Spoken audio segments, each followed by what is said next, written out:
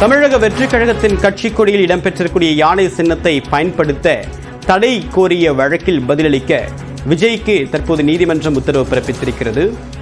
பகுஜன் சமாஜ் கட்சியுடைய சின்னமாக கருதப்படக்கூடிய யானை சின்னத்தை தமிழக வெற்றிக் கழகத்துடைய கொடியில் பயன்படுத்தப்பட்டதற்கு எதிர்ப்பு தெரிவித்து ஏற்கனவே சென்னை உயர்நீதிமன்றத்தில் வழக்கு தாக்கல் செய்யப்பட்டிருந்தது. இதில் தற்போது விஜய் தரப்பு பதிலளிக்க நீதிமன்றம் உத்தரவு பிறப்பித்திருக்கிறது. விவரங்களுடன் நம்முடைய செய்தியாளர் மதன் விவரம் என்ன? தமிழக வெற்றிக் கழக கட்சி கொடியில் யானை சின்னத்தை பயன்படுத்த தடை விதிக்க கோரி பகுஜன் சமாஜ் கட்சியின் தமிழக பொதுச் செயலாளர் பெரியார் அன்பு என்பவர்தான் சென்னை உரிமை நீதிமன்றத்தில் இந்த ஒரு மனுவை தாக்கல் செய்திருந்தார்.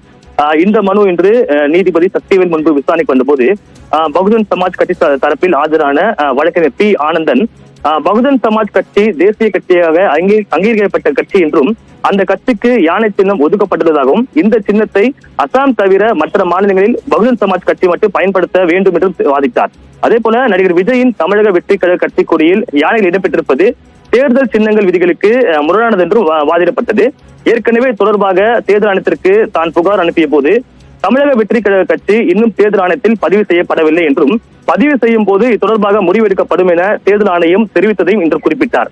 இதையடுத்து இந்த மனு தொடர்பாக ஏப்ரல் 29ஆம் தேதிக்குள்ளாக தமிழக வெற்றிக் கழக கட்சி தலைவர் விஜய், பொதுச் செயலர் புசி ஆனந்த் ஆகியோர் பதிலளிக்க வேண்டும் என்று உத்தரவிட்டு இந்த வழக்கின் விசாரணை தள்ளி வைக்கப்பட்டுள்ளது. தேவப்பிரியன், தகவலுக்கு நன்றி மதன்.